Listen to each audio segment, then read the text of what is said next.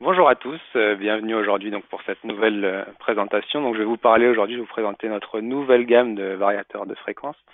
Alors juste petit rappel là, comment ça va se passer. Donc on va parler d'abord de la gamme juste rapidement pour vous dire un petit peu ce qu'on peut proposer aujourd'hui. Donc ça ce sera sur le PowerPoint, vous devez l'avoir sur votre écran. Il y a aussi la caméra du coup, parce qu'après on passera sur le variateur, voir un petit peu comment on peut manipuler dessus, etc., ce que ça donne. Donc logiquement, vous devez avoir les deux fenêtres que vous pouvez redimensionner un peu comme vous voulez en fonction de si vous préférez voir plus la présentation ou la vidéo. Et n'hésitez pas aussi, vous devez normalement pouvoir dans la barre d'outils du webinaire poser vos questions. Donc n'hésitez pas à poser vos questions si vous en avez tout au long de la présentation. Et puis une fois qu'on aura terminé, on fera un petit tour sur les questions pour y répondre. Voilà, donc c'est parti. Donc la nouvelle gamme qu'on vous propose aujourd'hui, c'est la gamme de variateurs de fréquence qui va vous permettre de piloter du moteur asynchrone. Donc on va retrouver un petit peu partout effectivement dans les applications, donc surtout par exemple sur des pompes, des ventilos, convoyeurs, compresseurs, etc. Donc tout ce qui va être variateur asynchrone, on va pouvoir les piloter avec ces produits. On va proposer deux types de variateurs, donc soit du mono, soit du triphasé. Donc on retrouve toutes les puissances disponibles ici. Donc pour rapidement, on va de 0,4 à 2,2 kg en monophasé ou de 0,75 à 110 kg pour du variateur triphasé. En sachant que sur tous les produits là de cette gamme-là, on a directement les entrées STO donc pour gérer des arrêts en sécurité qui sont intégrés de base.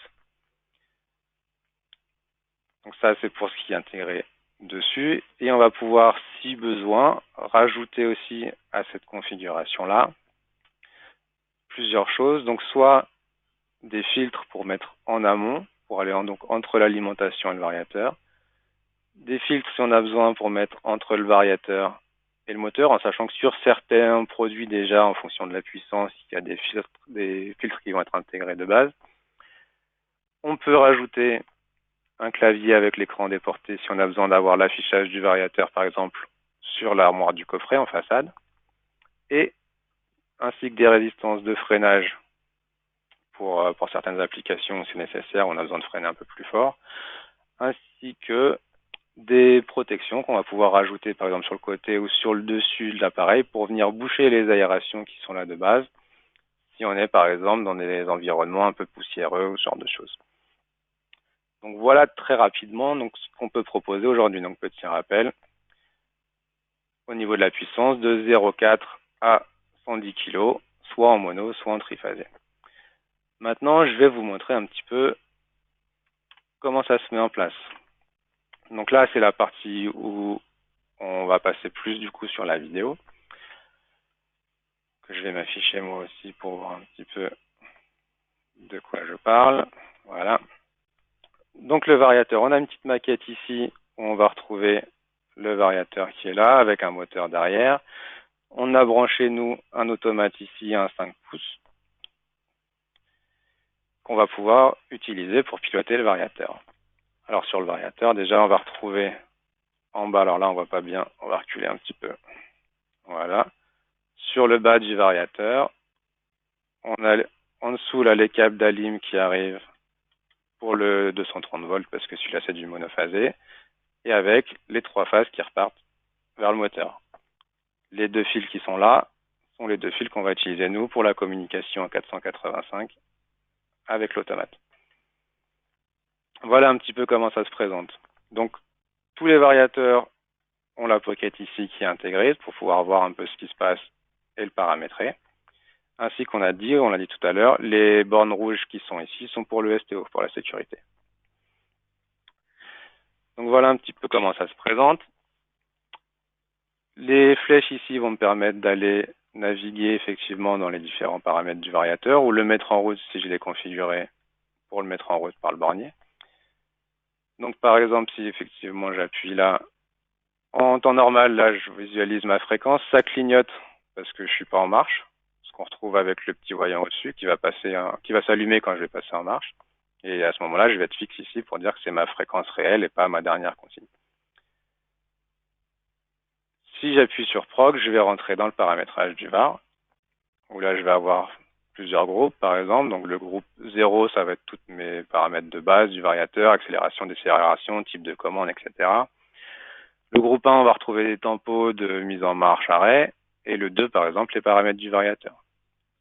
Par exemple, si je veux modifier un paramètre, je peux aller ici dans P0 et par exemple, le P0 18, si je le mets à 1, ça me permet de remettre mon variateur en config usine, en config par défaut.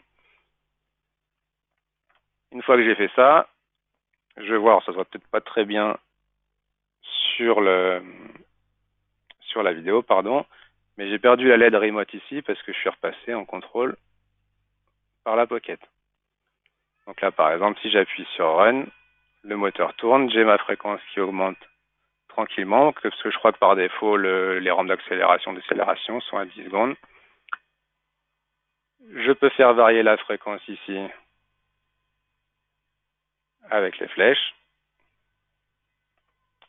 ou je peux l'arrêter. Ça, c'est parce qu'il du coup, il est revenu en config usine.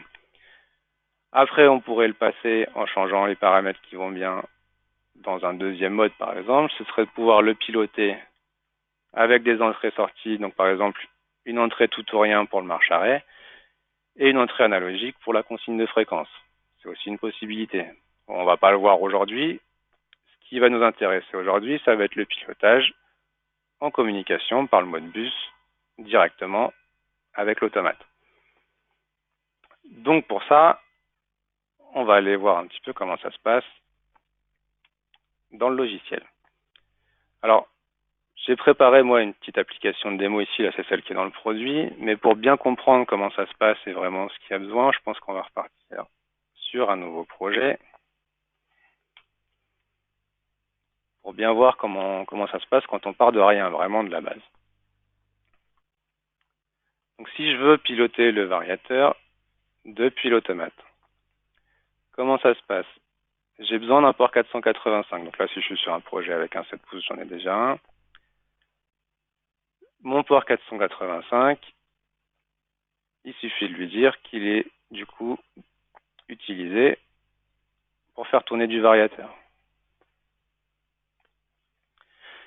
Une fois que j'ai fait ça, je peux aller dans la configuration matérielle ici. Et de la même manière que j'aurais rajouté un module d'entrée-sortie tout ou rien ou un module analogique par exemple, et ben je peux aller dans Motion, variateur,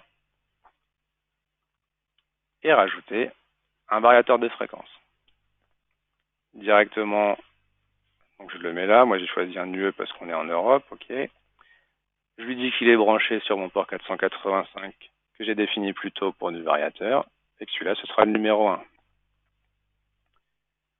Et puis je peux l'appeler, par exemple, je vais l'appeler voilà, mon moteur, parce que c'est plus sympa après pour la suite.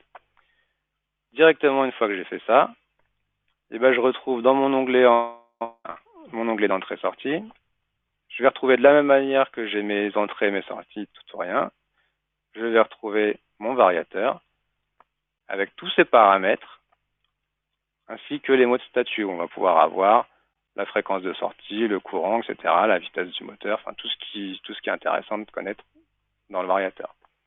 Et directement un bit pour le mettre en route et pour savoir si je veux aller lire le statut automatiquement. Donc voilà, ça se fait tout seul effectivement. Donc on a dit, je mets mes modules d'entrée-sortie. De la même manière, je mets mon variateur, s'intègre à la config matérielle et c'est déclaré automatiquement dans ma liste d'entrée-sortie. Une fois que j'ai fait ça, donc là, même sans rien faire d'autre, si c'est mon appli, je mets ce bit-là 1 pour activer la com, je lui dis que je vais aller lire le statut. Sans rien faire de plus, directement, il va me remplir tous ces paramètres-là avec la fréquence de sortie, la consigne actuelle, etc. Maintenant, si je veux faire bouger le moteur, là, ça va se passer dans le ladder, dans mon programme, ou tout simplement, quand j'ai besoin de démarrer le moteur, toutes les fonctions qui permettent de gérer les variateurs sont ici. Donc il y en a pas mal, mais on verra après à quoi ça sert. Enfin, on va pas forcément toutes les utiliser tout le temps. Celle qui va nous intéresser plus particulièrement, ça va être celle-ci par exemple, pour faire mettre le variateur en marche. Donc dans mon programme, j'ai juste, voilà, par exemple sur une condition quelconque, quand je veux que ça démarre, j'ai juste à prendre le bloc run, à dire que je veux faire tourner mon moteur à telle fréquence, par exemple 50 Hz, et en marche avant ou arrière en fonction de si je mets 0 ou 1 ici. Tout simplement. Et là, il va me dire si tout va bien.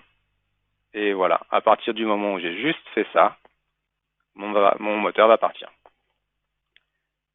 Donc c'est ce qui va devenir intéressant ici, c'est que donc quand j'ai mis mon variateur dans la config matérielle, il est reconnu tout de suite, et j'ai plus qu'à lui dire démarre pour qu'il se mette en route. C'est l'automate qui va gérer après toute la communication avec le variateur pour vous, pour qu'on n'ait pas à gérer cette partie-là vraiment de communication. On a juste à lui dire marche arrêt, quoi. Pareil, du coup, si je veux l'arrêter, je vais aller prendre ma fonction stop et je lui dis que je veux arrêter mon moteur.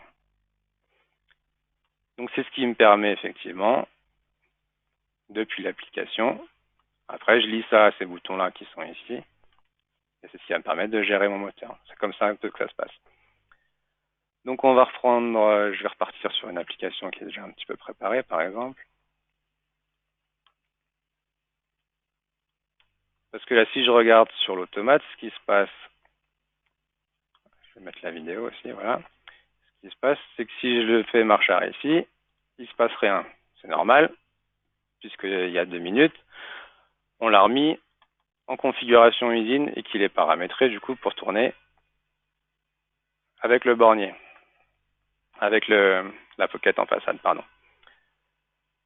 Donc maintenant, si je veux le configurer pour passer en mode bus, j'ai plusieurs choix. Soit je connais les paramètres qu'il faut aller modifier depuis la pocket ici, je le fais là. Soit je peux le faire également depuis un logiciel externe qui serait en dehors d'Unilogic, dans lequel je vais pouvoir retrouver tous les paramètres, si j'ai pas le logiciel de programmation. Soit le mieux, je peux l'intégrer dans mon projet depuis le logiciel de programmation pour que ce soit l'automate qui aille envoyer tous les paramètres directement au moteur. C'est ce qu'on va retrouver ici dans l'appli. Donc, ça, c'est l'appli de démo qui est sur la maquette. Donc, cette fois, je suis sur un 5 pouces. On y a rajouté une carte RS485 qu'on a dédiée au variateur, du coup. Pareil que tout à l'heure, on a rajouté un moteur. On lui a dit qu'il était sur Sport 485. Et ce qui est en plus ici, c'est qu'on a rajouté, on a la partie configuration. Donc là, dans configuration, je vais retrouver tous les paramètres du moteur. Donc, c'est les mêmes que ceux que je peux avoir depuis la Pocket. Et moi, j'ai dit que pour mon application, il y en a qui m'intéressaient plus particulièrement. Ce sont ces deux-là. Donc, savoir que la commande marche arrêt vient du mode bus et que la commande de vitesse pour la fréquence vient du mode bus également. Et donc ça, directement, je peux lui dire par exemple que quand j'appuie sur ce bouton-là, je veux qu'il envoie tout ça dans le variateur. Donc ça, c'est ce qui se passe avec la fonction qui est ici. Donc ça se passe en 2 temps en fait. Le premier bloc ici, il va permettre d'aller chercher tous les paramètres que j'ai préparés ici et en fait les renseigner là-dedans, dans tous mes paramètres d'entrée-sortie du moteur. Et après, tout simplement, une fois que j'ai renseigné tout ça, j'ai plus qu'à lui dire mets à jour, envoie tout ça dans le moteur. Et il va se débrouiller, il va envoyer tous les paramètres qui vont bien pour moi. Ce qui me permet, du coup, moi, quand j'appuie sur le bouton charger les paramètres, alors j'ai mis une petite confirmation quand même pour, voilà, histoire de lui envoyer directement tout ça. Donc là, ce qui s'est passé maintenant, on le voit, alors ça ne se voit pas forcément très bien sur la vidéo, mais je suis repassé ici sur la LED remote, parce que je suis repassé du coup en config par mode bus. Et maintenant, je peux le mettre en route depuis l'automate. Donc directement ce qui se passe dans mon application, ce qu'on a vu tout à l'heure, quand j'appuie ici sur marche arrêt, ou que je change le sens ou la fréquence, directement, j'ai juste à chaque fois à rappeler cette fonction-là pour qu'il aille mettre à jour les commandes qui sont dans le variateur. Voilà, donc là, l'application, elle trace un petit peu des courbes. Donc, j'ai ma consigne de fréquence et ma fréquence actuelle, on voit, qui suit la consigne à la rampe près. Donc, directement, ça, c'est des courbes qu'on raffiche à partir des variables qu'on retrouve là dans le statut.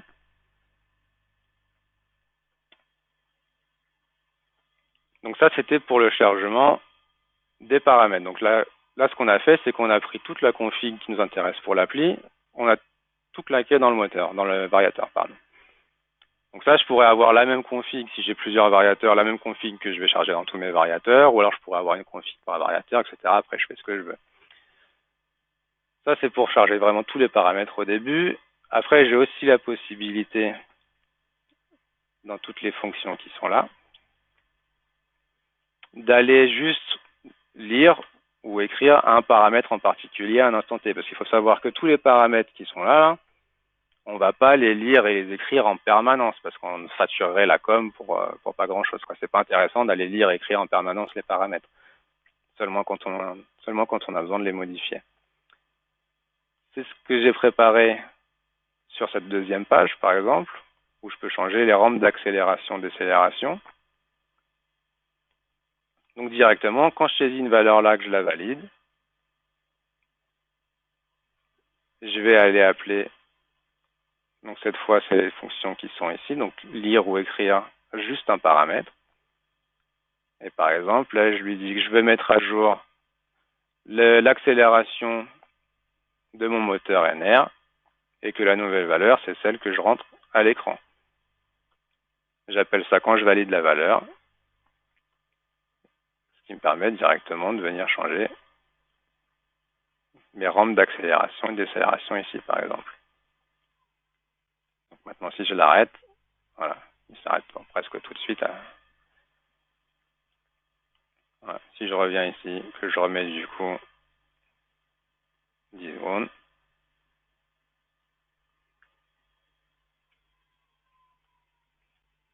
il va plus prendre son temps. Donc voilà un peu comment ça se passe pour mettre en marche le variateur directement depuis le logiciel.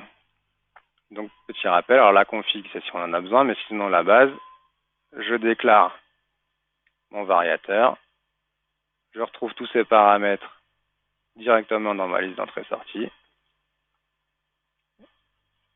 et après j'ai juste à utiliser mise en marche et arrêt en remettant mon variateur ici. Alors l'intérêt après, effectivement, là où je peux aller plus loin, par exemple, moi là, tout ce qui me permet de gérer mon variateur, donc tout ce programme-là, je l'ai mis dans une fonction avec un paramètre d'entrée-sortie, mon variateur et puis ce qui me permet de le piloter. Et j'ai fait la même chose, non, pas pour le web, pardon, pour l'écran. Tout ça, c'est un objet à moi qui est directement lié à quelque chose du type variateur. Ce qui me permet maintenant, une fois que j'ai travaillé une fois, que j'ai tout débugué pour un variateur, si j'en ai un deuxième, 3, 4, 5, 6, 10 à gérer, j'ai juste à venir ici dans ma liste de variateurs, en rajouter et directement rappeler ma fonction en allant chercher mes deux autres variateurs, en déclarant des nouveaux objets. Ici, ça c'est juste pour mon programme. Même chose à l'écran, par exemple. Je copie-colle ça, je le mets en dessous et je lui dis que du coup, c'est moteur 2. Et j'ai fini, je pilote mon deuxième variateur. De la même manière, du coup. Voilà un petit peu pour cette présentation, effectivement. Ouais, on va le couper là, pardon. Hop. Ma collègue qui me dit que ça fait du bruit. Donc voilà comment ça peut se passer pour mettre en route les variateurs directement depuis depuis Unilogic dans le programme. Merci à tous. On va faire un petit tour, savoir s'il y a des questions. Donc alors, première question, effectivement. Est-ce qu'on peut mettre plusieurs variateurs? Bah oui, donc ce que je viens de faire là, effectivement, donc on peut mettre plusieurs variateurs sur le port 485. À savoir par contre que le port 485 va être dédié aux variateurs, puisque ce qui se passe, c'est que l'automate, il va essayer d'aller au plus vite pour être le plus possible en temps réel sur les variateurs. Si j'ai besoin de gérer autre chose en 485 dans mon appli, il suffit que je remette un deuxième port com. Ensuite, est-ce qu'on peut faire la même chose avec VisiLogic, avec la gamme Vision? Alors effectivement, ça va venir. Pour l'instant, on n'a pas encore la version logicielle, donc si j'ai besoin d'en gérer avec du Vision, je peux le faire en mode bus classique. On a tous les exemples qui vont bien pour ça. Et sinon, effectivement, d'ici peu de temps, là, on va avoir un peu le même principe dans Vision directement intégré.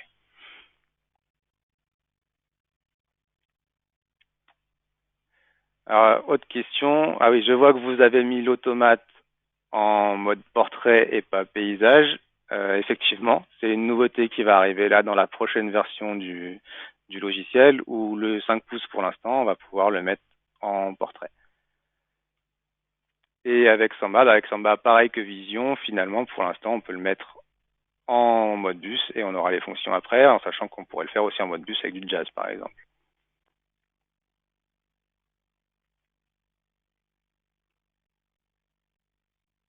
Est-ce qu'on peut gérer plusieurs moteurs en parallèle dans un même variateur? Oui, effectivement. Alors, je pourrais vous renvoyer toutes les infos, effectivement, là, dès la fin de la présentation, mais il y a moyen de brancher plusieurs variateurs sur le même, plusieurs moteurs, pardon, sur le même variateur, s'ils doivent tourner pareil. Les variateurs sont-ils dispo tout de suite? Oui, effectivement, ils sont en stock, il n'y a pas de souci. Quelle version d'Unilogic faut-il utiliser? Alors, ce sera la 1.24, je crois, du coup, puisqu'on est en 1.23 actuellement, qui va sortir officiellement, là, dans pas longtemps. Si on n'a pas besoin du STO, effectivement, est-ce qu'on est obligé de l'avoir quand même ou est-ce qu'on a d'autres solutions? On peut avoir des produits, effectivement, sans le STO, ce qui permet d'être un tout petit peu moins cher, pardon.